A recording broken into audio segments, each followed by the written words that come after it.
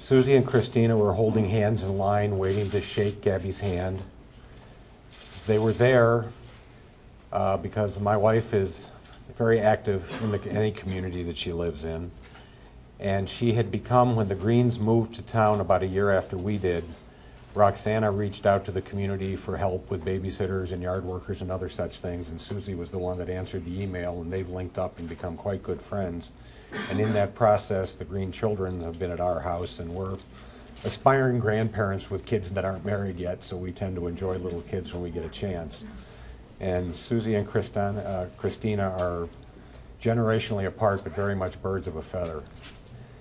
When Christina was elected to her student council and started to express interest in government and the notion of helping people, my wife had been a social worker in New York and Chicago and is again of that ilk.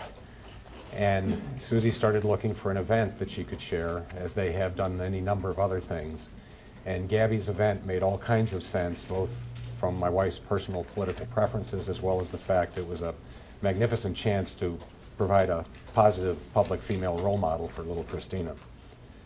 So the two of them were together holding hands, and most of what Susie has shared with me about the specifics are on the edges of a morphine-induced haze, so there hasn't yet been a clear, precise discussion.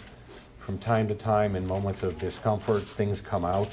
She's recalling and remembering and having flashbacks of uncomfortable moments. I don't feel prepared today to put together a cogent timeline of exactly what occurred.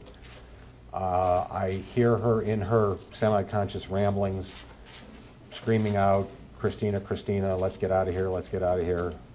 And she keeps talking about the holding of hands and then the realization that she was on the ground and the bleeding was profuse. Her memory seems to end there.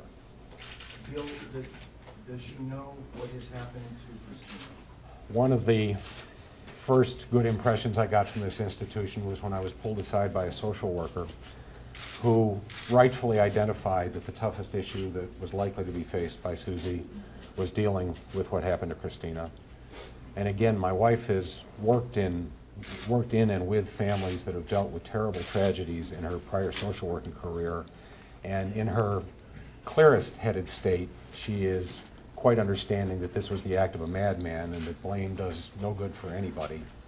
Unfortunately, we're all human and we have dark moments where the inevitable occurs. And we're going to have that as an ongoing issue to deal with. What I wanted to make sure everyone knows is that to the extent that mindset sets in, it's not being induced by anyone at all who's been involved, and certainly not by the Greens' parents, who the morning after the incident, Roxana sent us a lengthy email, and John and I had been playing telephone tag until yesterday, but we got together and we cried for about 10 minutes. But do you know if your wife knows what happened? Oh, I'm sorry, yes. Susie had her breathing tube removed late Saturday evening. The very first thing she asked, she grabbed my hand, she looked me in the eyes and said, "What about Christina?" We were advised that the exact right thing to do, which happens to coincide with 40 years of knowing her and knowing there's no other right way to deal with her, was to tell her the exact truth, which we've done. I was initially very happy she was full of morphine. I think it may have helped just soften the burden somewhat. She's only kind of coming out of all of this very slowly, and I don't know for sure all of what has truly been absorbed at this point. But in all likelihood, she and Christina were holding hands when they were shot.